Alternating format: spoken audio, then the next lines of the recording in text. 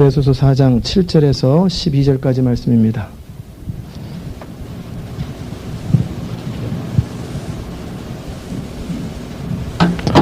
하나님 말씀 에베소서 4장 7절에서 12절까지 말씀 우리 한 목소리로 같이 받들어 읽겠습니다. 우리 각 사람에게 그리스도의 선물의 분량대로 은혜를 주셨나니 그러므로 이르기를 그가 위로 올라가실 때에 사로잡힌 자를 사로잡고 사람들에게 선물을 주셨다 하였도다. 올라가셨다 하였은즉 땅 아래 곳으로 내리셨던 것이 아니면 무엇이냐. 내리셨던 그가 곧 모든 하늘 위에 오르신 자니 이는 만물을 충만케 하려 하심이니라. 그가 혹은 사도로 혹은 선지자로 혹은 복음 전하는 자로 혹은 목사와 교사로 주셨으니 이는 성도를 온전케 하며 봉사일을 하게 하며 그리스도의 몸을 세우려 하심이라. 아멘. 오늘은 에베소서 23번째 시간입니다. 6장밖에 안 되는데 벌써 23번째입니다. 그리고 앞으로 남은 갈 길이 뭐면 한 50번은 해야 될 것 같아요. 에베소서를 통해서 이제는 교회가 3장까지가 교리의 내용이었다면 4장, 5장, 6절은 실제적인 내용인데 교회가 든든히 설 수 있으면 좋겠습니다. 바울 사도가 에베소 교회를 향해서 1, 2, 3장에서 그들에게도 동일한 하나님의 은혜가 있다. 너희들이 비록 이방인이지만 전에 멀리 있었던 사람들이요 하나님의 원수들이었지만 이제 그리스도 안에서 가까워졌고 이제 한 지체요 한 형제가 되었다고 그렇게 설명하고 그리고 이제 교회를 향하신 하나님의 성령의 간절한 소원 하나됨을 힘써 지키라고 가르쳤습니다. 그래서 그것을 위해서 부르심에 합당하게 행하라. 그리고 모든 겸손과 온유로 하고 오래 참음으로 사랑 가운데 서로 용납하고 평안에 매는 줄로 성령이 하나 되게 한 것을 힘써 지키라. 그렇게 부탁하셨습니다. 그게 바로 우리 지난번에 4장 앞부분 2주간 살펴봤던 내용이었습니다. 왜냐하면 우리가 하나님의 교회를 잘 유지하고 지키고 보존하고 발전하는 것은 하나님께서 소원이에요. 굉장히 간절한 소원입니다. 왜냐하면 하나님의 아들 예수 그리스도가 십자가에 달려 죽으시고 죽기까지 순종하심으로 피값 주고 사신 교회이기 때문에 교회는 중요합니다. 그래서 여러분이 교회를 우습게 알면 큰 코 닥칩니다. 교회는 하나님이 참 소중히 여겨요. 아놀드 토인비라고 하는 사람이 영국의 유명한 학자였는데 그분이 뭐라고 얘기했냐면 날이 갈수록 21세기, 22세기 갈수록 더 이상 세상은 악해져 가고 소망이 없다. 그렇다고 교회도 완전한 건 아니다. 그럼에도 유일한 소망은 교회밖에 없다. 라고 얘기를 했어요. 그만큼 교회는 참으로 소중합니다. 오늘 우리는 그 4장 7절부터 12절까지 내용 가운데 교회의 여러 직분과 또 교회를 어떻게 잘 보존할 수 있는지 함께 그런 내용들을 살펴보기 원합니다. 7절, 8절, 9절 내용들은 어떤 내용이었냐면 예수님께서 우리를 위해서 시편의 기자가 예언했던 내용들을 인용한 것인데 우리를 위해서 하늘에서 이 땅에 내려오셨다가 다시 부활하셔서 올라가셨다고 하는 내용을 그렇게 설명한 것입니다. 교회에 그리고 나서 부활하신 후에 성령을 보내시고 세우신 것이 뭐냐면 교회예요. 오순절 이후에 교회가 시작됐는데 교회의 왕은 누굽니까? 예수 그리스도예요. 예수 그리스도만이 유일한 교회의 머리가 되시고 왕이 됩니다.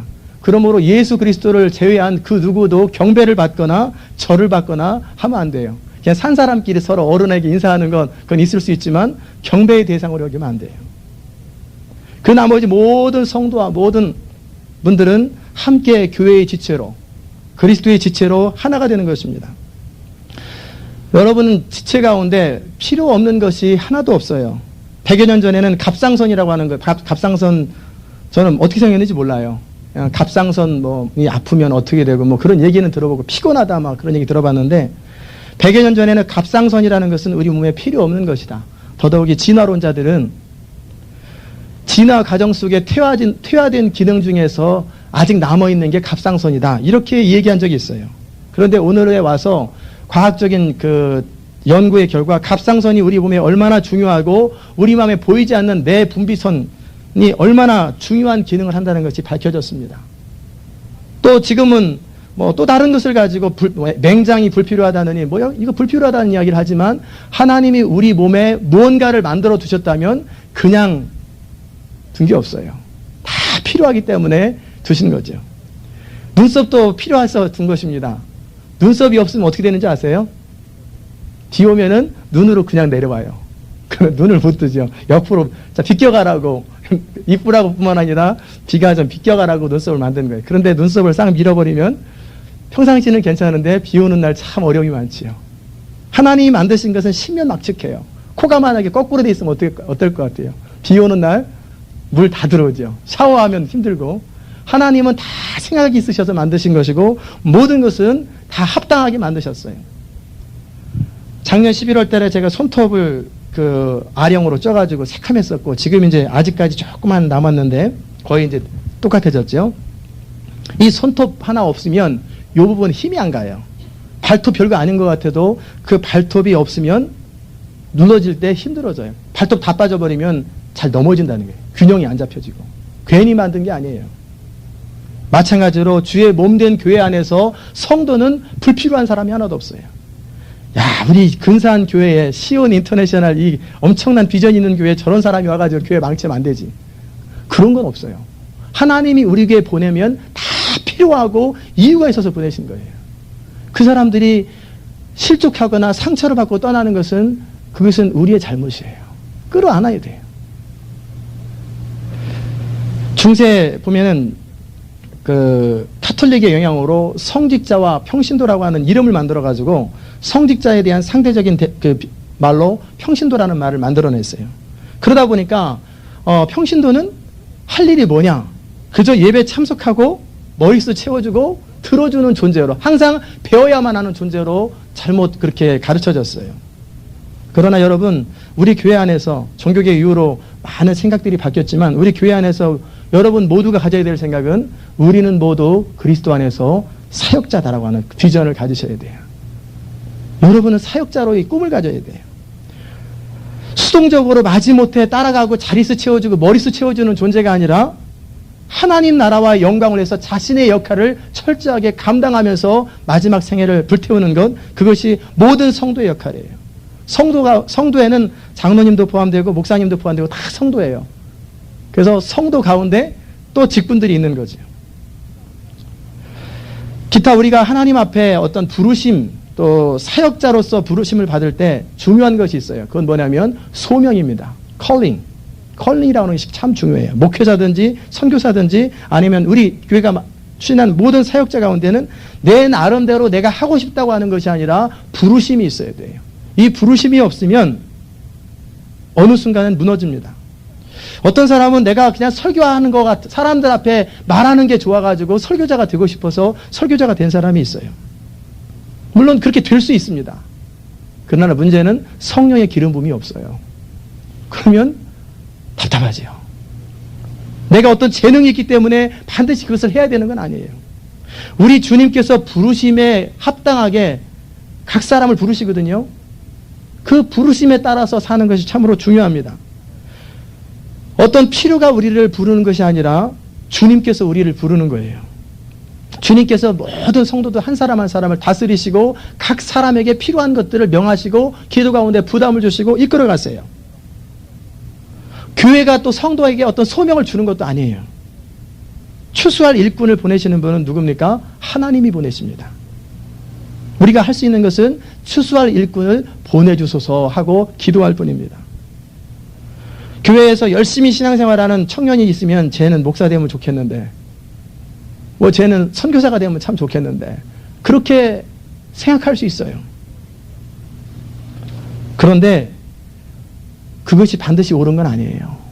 그 사람이 부르심이 있어야 돼요. 하나님 앞에 부르심이 있고 어떤 분은 어느 장로님이 야, 너 목사 되면 참 좋겠다. 야. 그러니까 그 장로님 말 믿고 신학교를 가요. 그래서 신학훈련을 받고 목회자가 되고 나서 어느 순간에 다행히 하나님의 부르심이 있었다면 괜찮은데 이거 내가 계속 해야 되나 말아야 되나. 어느 존경하는 목사님이 야, 너 목회하면 잘하겠다. 그래서 목사가 된다거나 그러는 거 아니에요. 그렇게 조언할 수 있고 그렇게 하나님의 앞에 기도 가운데 인도할 수 있어요. 그러나 한 사람 한 사람은 하나님 앞에 나름대로 소명이 있어야 되고 분명한 확신이 있어야 돼요. 그게 있을 때 위기 상황, 코너에 몰렸을 때 넘어지지 않아요. 하나님의 부르심이 없는데 내 나름대로 하면 성령의 기름 부음이 없어요. 그러다 보면은 열매가 없어요. 열심히는 하는데 아무런 열매가 없다는 거예요. 또 어떤 사람은 옛날에는 그 직업을 조사하는 가운데 목회자가 이발소 다음으로 마지막 꼴찌에서 두 번째인가 세 번째인가 그 직업이었는데 요새는 직업 랭킹이 굉장히 하이 랭킹이에요. 안정되게 살고 편안하게 사니까. 그렇기 때문에 그 목회자로 일평생 사는 거 그거 좋지 않은가. 대접받고 좋은 차 타고 다니고 뭐 좋은 차는 아니지만 하여튼 걸어는 안 다니니까 뭐 나름대로 대접받고 사람들한테 존중받고 그러기 때문에 내가 목사로 직업을 갖는 건 이거 의미 있겠다. 그것도 바르지 않습니다. 나에게 안 맞는 신발, 나에게 안 맞는 옷을 입는 것처럼 불편한 건 없어요. 또 하나는 뭐냐면 어떤 필요가 소명인 것처럼 착각하는 경우가 있어요. 부흥회를 하거나 또는 어떤 선교 보고를 할 적에 어떤 것에 대해서 자세하게 설명을 해주면 마치 그것이 내가 해야 될 것 같은, 그게 무슨 말이냐면 내가 의사인데 어느 병원에서 의사가 필요하다 그러면 무작정 자원하고 보는 거예요. 마치 필요가 소명인 것처럼 착각하는 경우가 있어요. 그래서 모두가 다 그 선교지로 가야 되고 모두가 다 목회자가 돼야 되고 그렇게 해야 되는 것처럼 그러다가 잘못 듣고 감정적으로 결정해서 잘못되는 경우가 참 많이 있지요. 필요가 소명은 아닙니다. 때로는 선교지에 가는 것이 안 가는 것보다 더 쉬울 수 있어요. 때로는 의사로서 어떤 감동을 받아가지고 가서 근사하게 사역하는 것이 양심적으로나 또 모든 면에 좋아 보일 수 있어요. 만족감을 누릴 수 있어요. 그러나 중요한 것은 그것이 하나님의 뜻이 아닐 수도 있다는 거예요. 충동에 밀려서 뛰어들었던 사람들 가운데 많은 사람들이 실수였다는 사실을 발견하기도 합니다. 소명이 없이는 감당하기 어려운 거예요. 하나님의 분명한 부르심이 있어요. 단기적으로 방문하는 것은 너무 좋아요. 그래서 한번 단기적으로 한번 방문해보고 가서 기도해보서 하나님께서 그 가운데 부르심이 있으면 장기로 헌신하고 그렇게 헌신하는 건 참 귀한 거예요. 그러나 어떤 충동적인 것이 그의 삶을 결정한다면 그것은 어려움이 있을 수 있어요. 교회를 개척하는 것도 마찬가지입니다. 남들 다 하니까 나도 그냥 교회 개척해보자. 뭐 지금 상황에서 그게 제일 좋겠다. 막 그렇게 개척해서 잘 되는 경우가 별로 없어요. 무슨 일을 하든지 기도 가운데 하나님의 부르심이 있어야 돼요. 그럴 때 위기에 버틸 힘이 있는 거예요. 코너에 몰렸을 때 너 지금 뭐하니? 그럴 때 하나님 앞에 정면으로 자기 자신을 직시할 시간이 있어요. 그때 부르심이 분명한 사람은 목회자로 교회를 개척하는 거로 선교사로 또 의사로 각자의 직업에 있어서 하나님의 부르심이 분명한 사람은 흔들리지 않아요. 그 마지막 순간에 버틸 힘이 있어요. 왜? 하나님이 부르셨기 때문에. 그게 굉장히 중요한 거예요. 또 어떤 사람은 자원함으로 소명을 받았다고 말할 때 교회가 그런 부분을 결정할 때 신중해야 합니다. 목회 서신에 보면 디모데 전후서와 디도서가 그 예인데 목회자든 장로이든 집사이든 그에 해당하는 조건들이 있고 기준들이 있어요. 그런 부분들을 생각하면서 신중하게 결정해야 돼요.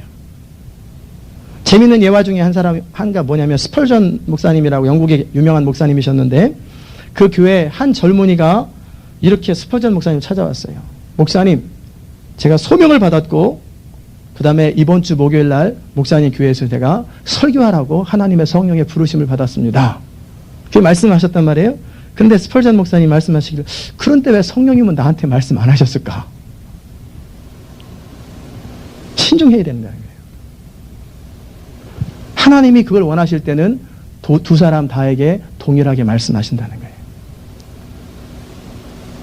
모든 것은 적당하게 하고 질서대로 하는 것이 참 중요하고 일시적인 감정에 따라 잘못 인도됨이 없어야 된다는 거예요.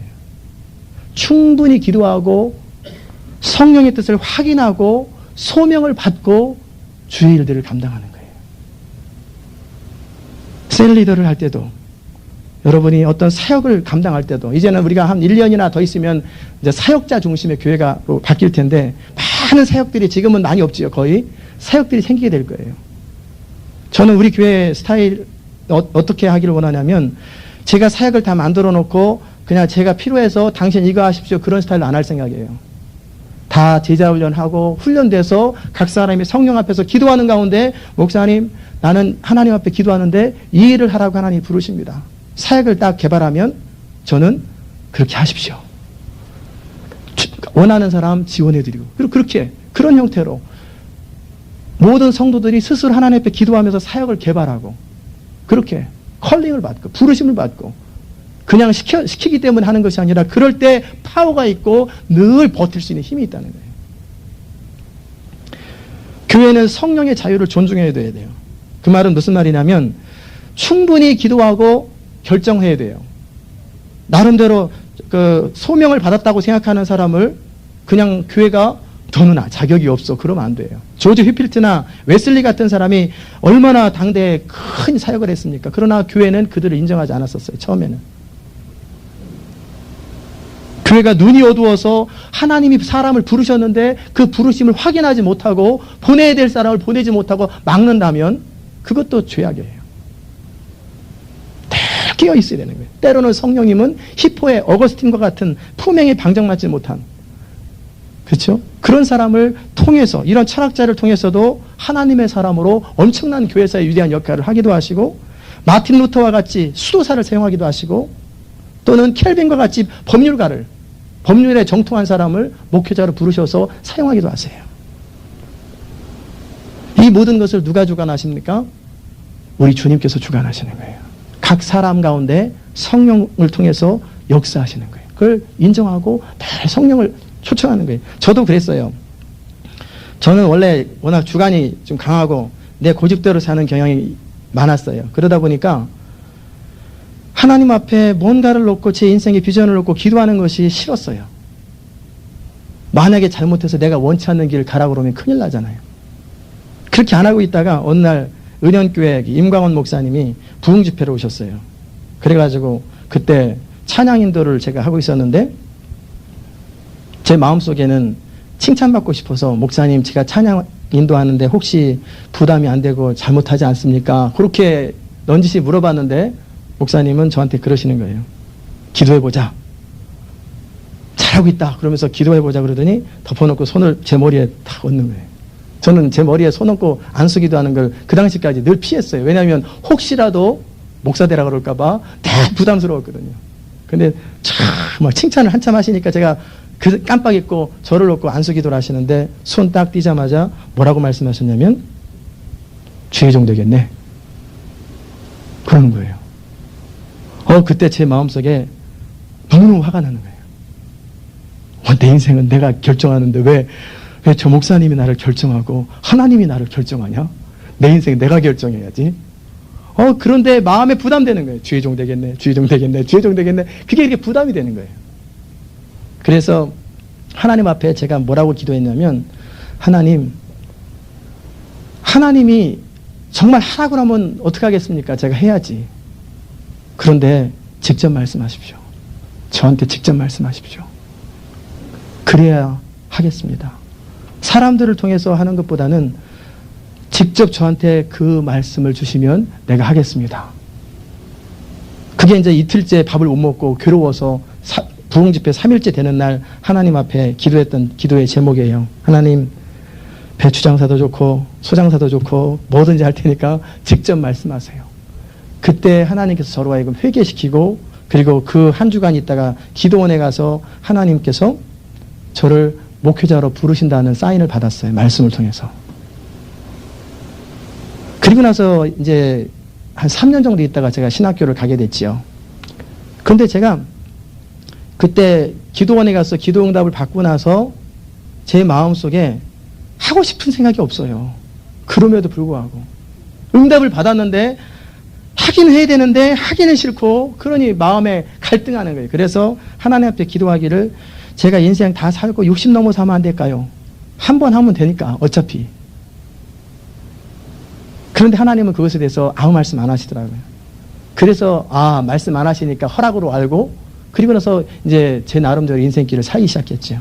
그래서 한 3년 정도 인생에 많은 어려움들을 겪고 나서 제 마음의 소원은 이미 하나님 쪽으로 계속 바뀌어가면서 마지막 94년도에 제가 신학교를 들어갈 때 그때 93년도 12월 달에는 제 마음에 드는 마음 뭐였냐면 주님 이제라도 나를 부르신다면 내가 주의 길을 따르기 원합니다. 라고 하는 간절한 소원이 생기고 나서 신학교를 들어갔어요.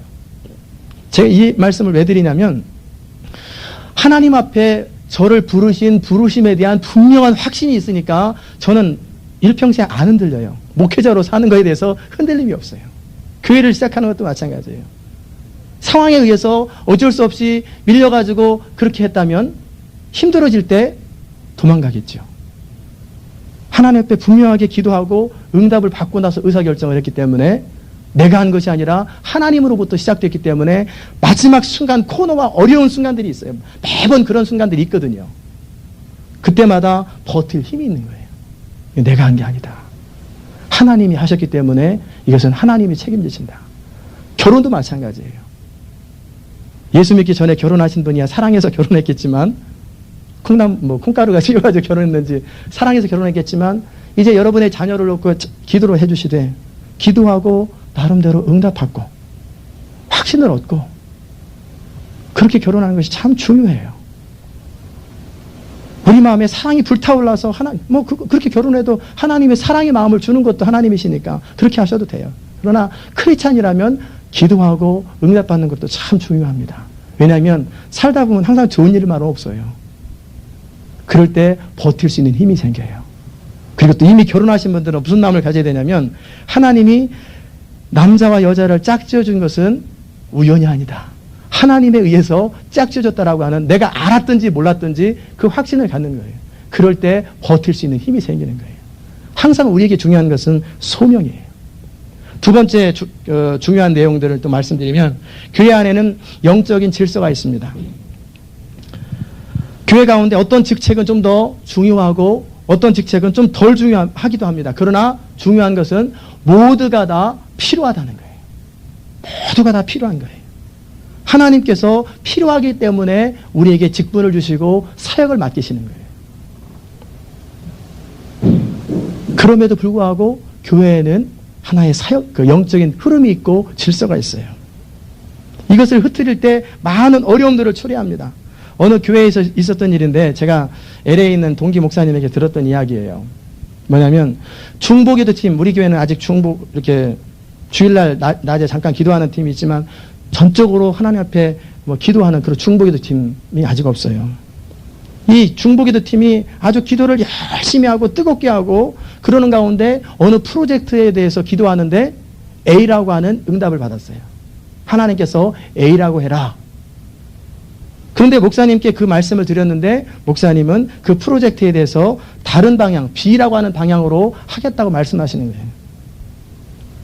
이러니까 이 중보기도 팀들은 목사님이 기도를 안 해서 하나님의 음성을 못 알아듣는다. 그리고 수근수근하기 시작하는 거예요. 그러면서 계속해서 중보기자들이 모두가 다 응답받았으니까. 그러면서 비난하는 거예요. 그런데 재미난 사실은 그들이 다시 모여서 중보기도 팀이 다시 모여서 하나님 앞에 계속 기도하는 가운데 하나님이 또 다른 말씀을 하시더라는 거예요. B로 해라. 그 목사님 말대로 B로 하라고 말씀하시는 거예요. 이분들은 헷갈리는 거예요. 언제는 A라고 했다가 이제 또 B라고 하는 건 또 뭐냐. 그래서 막 혼돈됐지요. 그런데 그 B로 계속해서 목사님이 추진하는 과정 속에서 모든 일들이 왜 그랬는지가 밝혀진 거예요. 일단 목사님의 의사결정대로 B라고 하는 방향으로 하게 됐어요. 그런데 나중에 목사님이 추진하면서 깨달음을 얻고 B가 아니구나, A구나 하고 그때 깨닫고 A로 방향을 바꾸는 거예요. 그러면서 그 교회 안에 어떤 일이 일어났냐면 중보기도 팀들은 영적 리더십에 따르는 것이 얼마나 중요한지를 배우게 되었고 목사님은 또 동시에 기도하면서 의사결정하는 것이 얼마나 중요한지를 배우게 됐고 그러면서 함께 서로의 권위들을 인정해 주는 거예요. 중보기도 팀들을 그들의 기도를 인정하고 기도 부탁을 하게 됐고 또 그러면서도 역시 교회의 리더십을 따라가게 돼요. 그래서 아름다운 교회로 변화됐다고 하는 이야기를 들으면서 참 그 케이스는 좋은 케이스구나. 그런데 많은 교회가 어떤 사역을 결정하면서 의사결정을 할 때 이런 갈등의 상황에서 부딪히고 비난하고 싸우고 갈라지는 경우가 참 많아요. 어떤 분은 그 장로님들이나 부교육자들을 끌어들여 우리 편으로 끌어가지고 교회를 갈라놓기도 하고 그런 일이 생겨요. 그런데 여러분, 하나님은 어떤 하나님이냐면 질서의 하나님이세요. 하나님은 질서를 참 존중하세요. 부부간에도 질서를 참 존중하세요. 저는 어느 우리 성도님이 이런 말씀 하시더라고요. 그래서 이렇게 대답을 했어요. 부인이 의사결정을 하고 기도 가운데 내가 어떻게 하기로 결정을 했는데 남편이 반대한다는 거예요. 남편은 믿음이 없어서. 그럴 때 어떻게 해야 됩니까? 남편과 상의해봤습니까? 상의 안 해봤습니다. 그럼 남편이 허락할 때까지 기다리십시오. 그것이 그 가정의 질서입니다. 이렇게 말씀을 드렸어요. 가정이든 교회든 질서가 있는 거예요. 그 질서가 무너지기 시작할 때 교회는, 가정은 굉장한 어려움들을 겪는 거예요. 어떤 일에 있어서 의견이 틀리고 또 하나님께 분명히 응답을 받았다 할지라도 그것이 하나씩 이루어질 때는 과정이 필요하고 그 리더십을 받아들이고 존중하는 것이 필요하고 때로는 받아들여지지 않을 때 기도하면서 기다리는 것이 참 필요합니다. 마귀는 이런 많은 의사결정에 있어서 갈등하게 만들고 어려움에 빠뜨리게 되지요. 또한 목사님들과 영적 리더들은 늘 깨어서 기도하면서 성령께서 뭘 원하는지 알아야 돼요. 더 많이 기도하고 더 민감하게 깨어 있어야 교회가 바르게 되는 거예요. 그 다음에 또 하나 직분에 대해서 제가 말씀을 같이 나누기 원합니다. 사도 바울이 오늘 본문 가운데 혹은 사도로 혹은 선지자로 혹은 복음 전하는 자로 혹은 목사와 교사로 주셨으니 그렇게 말씀하고 있어요. 여기에 보면 첫 번째 그룹과 두 번째 그룹이 나눠지는데 첫 번째 그룹은 임시적이고 일시적인 그룹이에요. 사도와 선지자와 복음 전하는 자. 그리고 두 번째 그룹은 목사와 교사가 있어요. 그 말은 뭐냐면 첫 번째 그룹은 초대교회 당시 성경이 정경으로 채택되기 당시 그 당시 때 필요에 의해서 있었던 것이고 그 나머지는 그 이후에도 계속해서 존재한다는 거예요. 사도직이라고 하는 것이 있는데 그 조건은 뭐냐면 부활하신 주님을 직접 목격한 사람, 그리고 주님에 대한 부름이 주님으로부터 있었던 사람, 교회 가는 것도 아니고 주님이 직접 불렀던 사람, 그 다음에 진리에 대한 초자연적 계시가 있었던 사람. 그래서 바울은 에베소 3장에서 너희를 위하여 내게 주신 하나님의 그 은혜의 경륜을 너희가 들었을 터이라. 곧 계시로 내게 비밀을 알게 하신 것은 내가 이미 대강 기록함과 같으니. 초자연적인 계시가 있는 사람. 네 번째는 정확하게 하나님의 진리를 말할 수 있는 능력을 가진 사람, 기적을 행할 수 있는 사람. 이러한 사도직은 초대교회는 있었지만 지금은 존재하지 않습니다. 그런데도 불구하고 내가 사도의 계승이라고 하면서 내가 사도라고 말하고 다니는 사람이 있다면 문제가 많지요. 마치 베드로의 사도직을 계속해서 계승해서 교황이 사도라고, 그건 잘못된 거예요. 또 선지자라고 하는 내용이 있는데 그 선지자는 뭐냐면 일반적으로 사도와 결부되어 있어요. 에베소서 2장 20절에 보면은 너희는 사도들과 선지자들의 터 위에 세우심을 입은 자라. 그리스도 예수께서 친히 모퉁이 돌이 되셨느니라. 그렇게 기록하고 있거든요. 선지자는 뭐냐면 주님을 직접 목격해야 되는 조건은 없어요. 선지자는 성령의 직접적인 감동에 의해서 말씀을 선포하는 거예요. 누가복음에 보면 안나라는 선지자가 있었고 사도행전에 빌립의 네 딸이 다 예언하는 딸이었고 아가보라고 하는 사람도 있었고 그래서 세계에 기근이 있을 거를 예언하고 이런 예언을 하는 사람들은 성령에 사로잡혀서 예언을 하는 거예요. 교회의 유익을 위해서 일시적으로 존재했지만 이제는 존재하지 않습니다. 이제 사도나 선지자는 더 이상 존재하지 않아요. 여기서 말하는 그 예언은 뭐냐면 한 개인이나 지역 교회를 위한 예언이 아니라 보편적으로 모든 교회가 다 공통적으로 해당되는 그런 예언을 말하는 거예요. 그런 예언은 이미 신약 성경으로 끝난 거예요. 그런데 이제 뭐 모든 교회에 해당되는 것, 뭐 12월 26일 날 뭐 예수님이 오신다는 등 예언을 받았다든 이런 건 다 잘못된 거예요. 한 개인에게, 한 교회 가운데 하나님이 한 지역 가운데 말씀하실 수 있지만 보편적으로 모든 사람에게 모든 교회에 해당되는 보편적인 진리는 성경으로 끝이라는 거예요. 왜냐하면 신구약 성경으로 충분하기 때문에. 물론 그런 부분도 있어요. 뭐냐면 모든 사람들에게 구원의 소식을 전하고 뭐 이런 건 괜찮죠. 그거는 이제 예언, 특별한 예언은 아니죠. 그런데 종종 이단들이 나타나는데 이단들의 특징은 뭐냐면 선량하고 진실한 사람들이었어요, 처음에는. 그런데 그리고 또 이단들이 기존 교회에 대해서 비판하는 것에 대해서도 대부분 옳고 진실해요.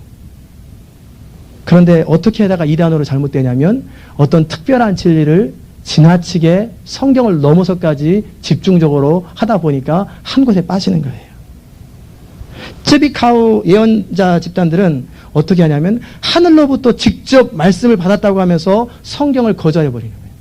그리고 그 예언만 중요시 여기고, 또 퀘이커 교도 가운데 조지 폭스와 그 추종자들은 처음에는 거룩한 무리였는데 어느 순간에 거룩이 지나치다 보니까 성령의 내적인 조명을 너무 우선순위하다 보니까 성경을 넘어서고 성경을 무시하면서 지나친 계시를 많이 강조하는 거예요.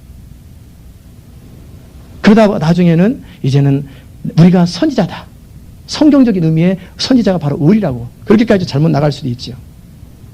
우리가 분명히 알 것은 이제 더 이상 사도나 성경에서 말하는 의미의 선지자는 성경 안에서 다 해결되기 때문에 필요하지 않습니다.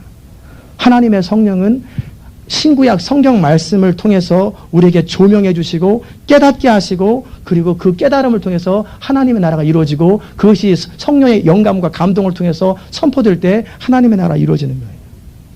복음 전하는 자도 마찬가지인데, 우리 말하는 여기 복음 전도자는 우리가 하는 전도팀이나 이렇게 로컬에서 전도하는 그런 전도팀을 여기서 말하는 게 아니고, 에베소서에 말하는 복음 전도자는 로이드 존스에 의하면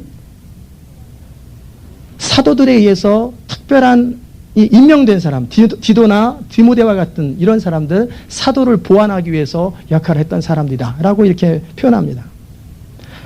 반면에 이제 두 번째 부류의 사람들은 지금까지 계속해서 존재하는 직분인데 목사와 교사입니다. 목사직은 일반적으로 다스리고 가르치고 지도하고 그런 직책이에요. 양의 목자에서 나왔지요. 목자는 어떻게 하냐면 양떼를 살피고 보살펴주고 어디로 갈 건지, 무엇을 먹일 건지, 다시 양의 우리로 데려오고 안전을 살피고 이리의 공격에서 보호하고, 이 모든 것을 하는 것이 목자의 책임입니다. 마찬가지로 목사의 책임은 영혼들을 책임지는 사람들이에요. 단순히 사람들을 방문해서 오후에 차 한잔 마시고 같이 얘기해주고 그것을 넘어서는 거예요. 사람들에게 친절한 사람, 그것을 넘어서는 거예요. 양떼를 보호하고 관리하고 조직하고 지도하고 다스리는 사람이에요. 교사는 교리를 가르치는 사람. 일반적으로 이 목사와 교사는 병행된 경우가 많아요. 교회사 때 계속 그래왔는데 상대적으로 목양 쪽에 강한 사람이 있고 교사 쪽에 강한 사람은 있지만 이 두 가지가 조화를 이루죠. 이 모든 부르심은 우리 주님께서 친히 택하십니다. 모든 사람들을 하나님께서, 우리 주님께서 다 택하시는 거예요. 우리 주님의 선택은 탁월해요. 우리가 볼 때는 이 갈릴리 촌동네 사람들, 어부들을 말고 좀 더 가문이 뛰어나고 공부도 많이 한 사람들을 택했으면 참 좋았을 텐데 오히려 갈릴리 출신 어부들을 택했는데 그것이 적중했죠. 반면에 이제 기독교 사회 가운데 AD 313년에 콘스탄티누스에 의해서 기독교가 공인되고 기독교가 이제 관료화됐어요. 그래서 임명하는 형태로, 그런 형태로 되면서부터 교회는 암흑기로 빠지고 관료 형태로 바뀌어버렸죠. 그러기에 우리가 어떤 사역을 하고 어떤 일을 할 때는 굉장히 하나님으로 말미암아, 그리스도로 말미암아 그 부르심을 받는 것이 굉장히 중요한 거예요. 그럼 이 모든 직분들이 왜 존재합니까? 보면은 성도를 온전케 하고 봉사일을 하게 하며 그리스도의 몸을 세우려 하십니다. 목회자가 왜 존재합니까? 양떼인 성도들을 위해서 목회자가 존재합니다. 어떤 분은 성도들이 목회자를 위해서 존재한다고 생각하는 사람이 있어요. 심히 오해하는 거예요. 나를 위해서 여러분이 존재한다면, 저를 위해서 여러분이 존재한다면 그건 오해된 거예요. 사도 바울은 늘 어떤 마음을 가지고 있냐, 빚진 마음을 가지고 있어요. 이방인들을 위해서 자기가 존재한다고. 사역자는 사역의 대상인 사람들을 위해서 존재하는 사람들이에요. 내가 필요하기 때문에 사람들이 머리를 채워주고 내 생활에 필요하기 때문에 사람들이 존재하고 그러면 이제 이게 늑대가 되는 거예요. 양털 깎아먹는 사람이 되는 거죠. 양떼를 위해서 존재하는 것이 목회자입니다. 교회 안에 사도와 선지자, 복음전도자와 목사와 교사가 존재하는 이유는 성도를 온전케 하며 봉사일을 하게 하며 그리스도의 몸을 세우기 위해서 존재합니다. 이 세 가지 위하여가 나오는데 그 가운데 성도를 온전케 하며 이것은 동사가 약간 틀리다고 합니다. 주된 부름이죠. 성도란 뭐냐면 거룩한 자란 뜻이에요. 거룩하다. 그리스도께 속한 사람, 세상과 구별된 사람. 바로 이런 여러분 성도를 온전하게 하기 위해서 하나님께서 그렇게 직분을 주시고 세운다는 거예요. 온전케 한다는 건 뭐냐면 여러 뼈가 골절되었을 때 뼈를 맞추는 그런 잘 맞추는 건 그런 의미예요. 그래서 목회자는 바로 여러분을 온전케 하는 일을 위해서 부르심을 받은 거예요. 제가 존재하는 이유는 여러분을 온전케 하기 위해서 존재하는 거예요. 그러기 위해 영적인 중요한 위치도 있을 뿐만 아니라 책임도 막중한 거예요. 봉사 일을 한다고 되어 있는데 이것은 영적인 성장과 발전시킨다는 의미이고 세운다는 의미, 건축적인 의미가 포함되어 있습니다. 에베소서 2장에 보면 너희는 사도들과 선지자들의 터 위에 세우심을 입은 자라 그리스도께서 친히 모퉁이 돌이 되셨느니라. 그리고 주님께서는 베드로에게 너는 베드로라 내가 이 반석 위에 내 교회를 세우리라. 역시 세운다는 동사를 사용하고 있어요. 건축을 시작하는 것과 마찬가지로 성도를 세우는 것 그것이 바로 목회자가 해야 될 일입니다. 성도를 훈련하고 성도를 세우는 것. 그래서 이 목회자가 참 중요해요. 교회에서. 목회자가 잘못되면요. 교회가 크게 어려움 겪어요. 그렇기 때문에 영적 타겟이 돼서 공격이 참 많습니다. 그래서 늘 하나님 앞에 바로 설 수 있도록 함께 위에서 기도해 주는 것 필요해요. 여러분이 저를 위해서 늘 기도하시지요? 대답을 안 하시네. 하시면 아멘. 하셔야 돼요. 목회자는 성도의 기도를 먹고 자랍니다. 영적으로 성숙해져 가고 계속 영적으로 자라가요. 저희는 여러분을 위해서 기도하고 여러분은 저를 위해서 목회자를 위해서 서로 기도하고 함께 세워져 가는 것. 목회자가 해서는 안 되는 중요한 것이 있는데 그건 뭐냐면 성도들 눈치 보는 것. 그 해서는 안 돼요. 어느 집회에는 설교가 7분을 넘어가면은 안 된다는 거예요. 요즘에는 11시 예배를 시작하면 12시에 끝내야지 12시를 지나서 예배가 끝나는 것은 그것은 별로 교회 부흥에 도움이 안 된다. 그러는 흐름도 있어요. 또 어떤 목회자는 자신의 생계를 위해서 성도들의 눈치를 봅니다. 그러기에 교인들의 요구에 순응하지 않을 수 없어요. 그런데 교회사를 보면 어떤 일이 있냐면요. 하나님의 말씀이 바르게 선포되지 않고 교회가 생명력을 잃어버리는 그 비결이 뭐냐면 회중들이 너무 지나치게 영향력이 강하거나 아니면 목회자가 용기를 잃어버리고 눈치 볼 때 그 교회는 죽어가요. 교회가 타락합니다. 회중들은 이것 하십시오. 이것 하십시오. 전문 경영인처럼 목회자를 이렇게 좌지우지하는 그런 사람들이 아니에요. 모두가 해야 될 일은 성령이 뭐라고 말씀하시는지 그 하나님의 부르심 앞에 말씀하심 앞에 늘 복종하는 거예요. 봉사의 일에 있어서 목회자가 성도를 세우고 교회를 세우는데 또 어떤 경우는 자기 자신을 너무 많이 세우는 경우가 있어요. 성도를 세워야 되는데 자기를 세우는 경우가 있어요. 그러다 보니까 너무 부유하고 사치스럽게 살아가는 경우가 있어요. 슬픈 일입니다. 전 신학교 때 교수님이 가르쳐 주신 게 뭐냐면 당신들은 평생을 목회하면서 성도들의 평균 수입만 가지고 살아라. 비슷하게 살아라. 너무 가난해도 그 보기 그렇다. 성도들이 늘 부담 느낀다. 성도들 평균 이상으로 살면은 그 스트레스 받는다. 그러니까 늘 평균. 가난한 시골 동네 평균 30만 원 가지고 사는 동네면 30만 원 가지고 살아라. 부자 동네에 살면 다 1,000만 원씩 갖고 살면 똑같이 1,000만 원 갖고 살아라. 평균 수입만큼 애틀란타에 맞게 뉴욕에 맞게 그렇게 살으라는 거예요. 저는 그것에 대해서 동의하고 그렇게 하고 싶어요. 중요한 것은 그거보다 복음에 조금이라도 장애가 되면 안 하는 거예요. 중요한 건 하나님의 복음이 그로 인해서 막힌다면 안 하면 돼요. 근데 그것을 넘어서서 성도를 세우는 것보다 자기 자신을 세우는 일에 급급하다 보니까 교회가 많이 어려움들이 생기죠. 또 하나 목회자가 중요한 것은 뭐냐면 시사적인 사건들을 해설해 주는 사람이 아니에요. 그 사람들은 평론가예요. 근데 목회자가 영적인 관점에서 시사적인 모든 이야기를 다 평론해 줘야 되는 것처럼 기대하는 것은 착각입니다. 또는 재미난 이야기, 우스꽝 이야기를 통해서 성도들을 재밌게 해주는 게 목회자 역할이 아니에요. 그건 코미디언이 하는 거예요. 개그맨들이. 목회자는 뭐 하는 사람입니까? 하나님 말씀을 가감없이 선포하는 사람이에요. 하나님 말씀을 정확하게 선포하는 사람들. 이를 위해서 필요한 것은 교리가 순수해야 돼요. 피오하고 갓난아이들처럼 순전하고 신령한 젖을 사모하라고 말씀하셨듯이 그 순전하고 신령한 꼴을 먹여주는 것. 타협하지 않는 거예요.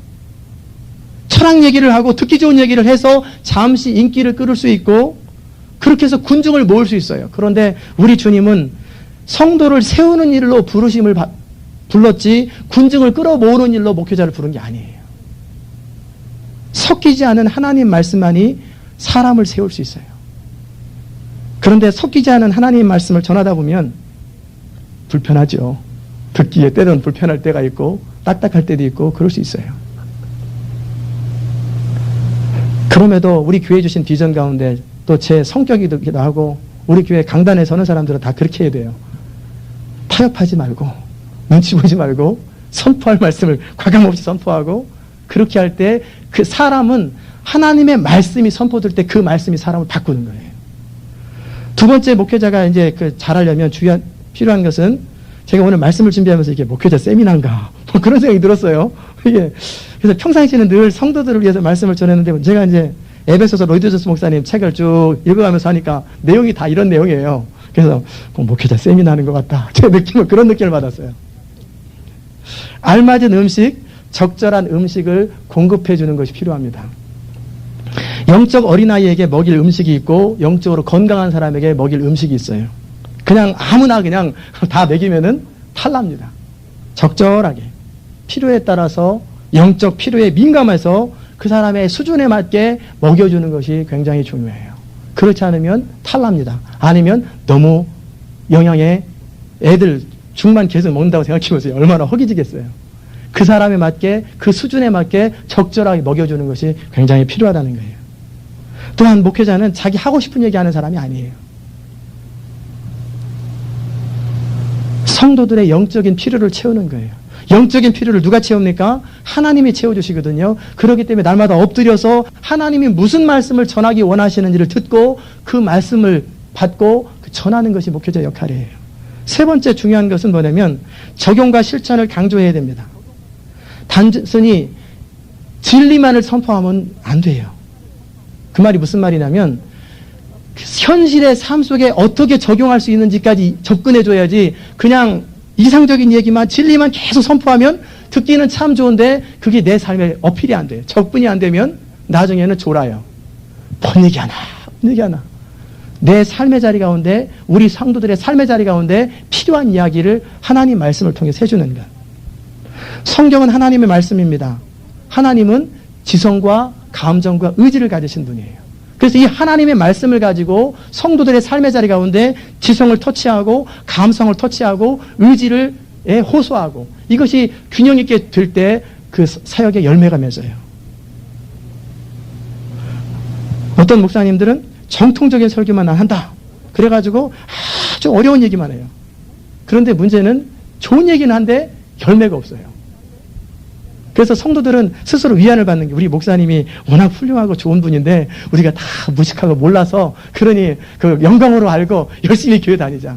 그런 분이 있어요. 그러나 그런 거 아니에요.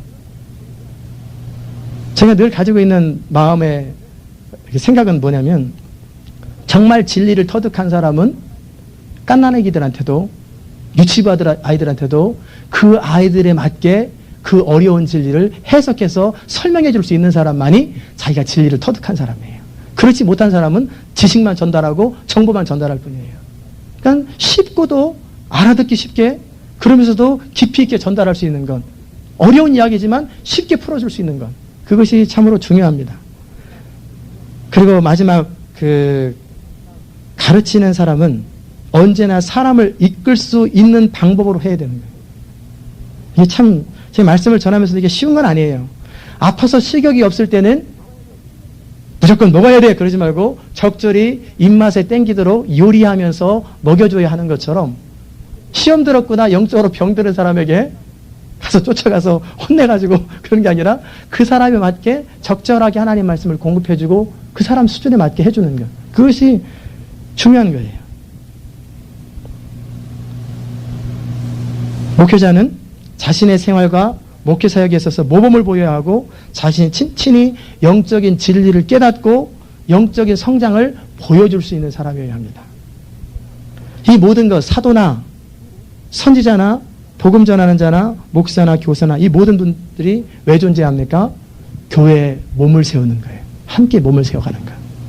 저는 우리 교회 안에 많은 우리 교회 꿈 중에 하나가 그거예요. 많은 선교사님들, 많은 목회자들이 배출되길 바라요. 그리고 저는 모든 성도들이 가지고 있는 꿈은 뭐냐면 다 사역자가 되는 거예요.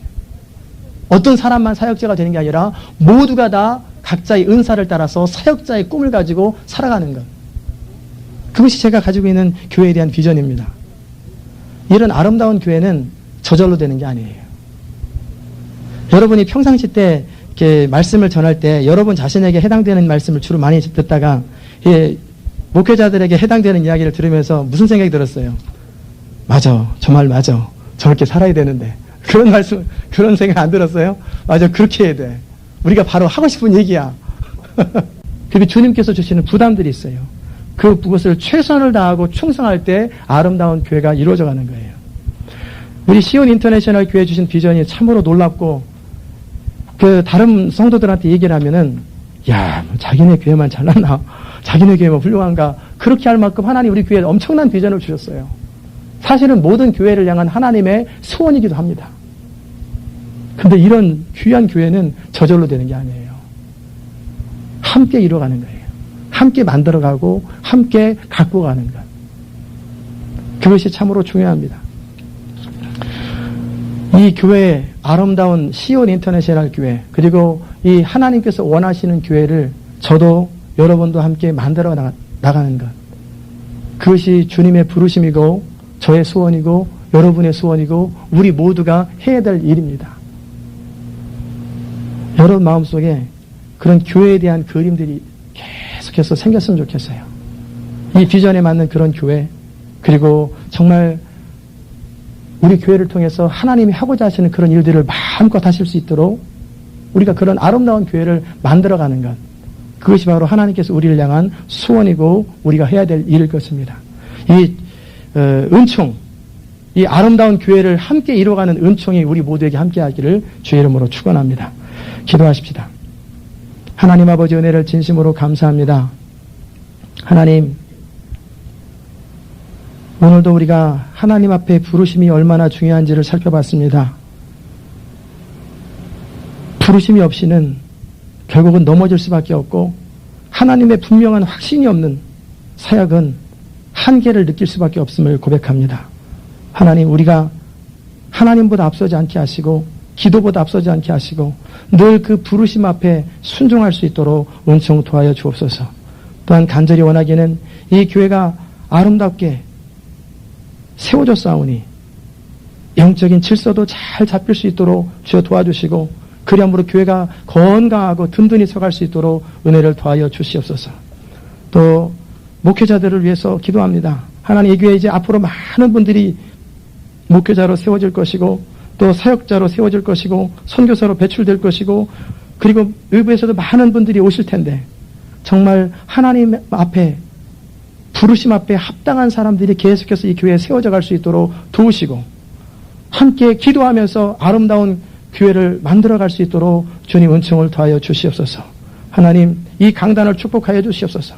이 교리가 하나님의 말씀이 타협되지 않게 하시고 사람들을 끌기 위해서 사람들을 비유 맞추는 적절히 섞어 놓은 그런 말씀을 전하지 않게 하시고 순수한 하나님 말씀이 계속해서 이 교회가 지속하는 한 주님 오실 때까지 선포될 수 있도록 도우시옵소서. 하나님 또한 기도하는 것은 알맞은 음식, 적절한 음식이 공급되어야 하는 것처럼 하나님께서 우리 성도들의 필요에 민감하여 필요한 말씀들이 선포될 수 있도록 늘 깨어서 기도하는 이런 강단 또 주의 종들이 될 수 있도록 은혜를 도하여 주시옵소서. 막연한 이야기, 탁상공론 같은 이야기, 진리가 삶 속에 적용되지 않는 그런 말씀을 선포하지 아니하고 삶에 적용할 수 있는 구체적이고 실용적인 그런 진리가 계속해서 선포될 수 있도록 주께서 은총을 더하여 주시옵소서. 하나님, 우리 모두가 다 사역자가 되어서 함께 아름다운 교회를 이끌어갈 수 있기를 원합니다. 이제 듣는 자에서 이제는 또 다른 사람을 돌보고 세우는 자로, 나보다 연약한 사람, 나보다 늦게 믿은 사람, 나보다 아직 예수님을 알지 못하는 사람들을 함께 끌어안고 세워갈 수 있는 그런 사역의 공동체가 될 수 있도록 주여 도와주시옵소서. 하나님, 이 교회는 하나님이 친히 세우신 교회이오니, 하나님의 비전에 따라서 세우신 교회이오니 정말 아름다운 교회, 건강한 교회가 될 수 있도록 은혜를 더하여 주시옵소서. 이 교회를 통해서 참으로 많은 사람들이 소망을 얻고 위로를 얻고, 아, 저것이 정말 교회구나, 저런 교회가 정말 하나님이 원하시는 교회고 이 시대에 필요한 교회다라고 하는 그런 칭찬을 받는 교회가 될 수 있도록 주의 은총을 더하여 주시옵소서. 이를 위해서 모두가 각자의 역할을 감당하며 하나님의 부르심 앞에 최선을 다하는 아름다운 생애를 살아갈 수 있도록 은총 더하여 주시옵소서. 감사드리며 예수 그리스도의 귀하신 이름으로 기도드리옵나이다. 아멘.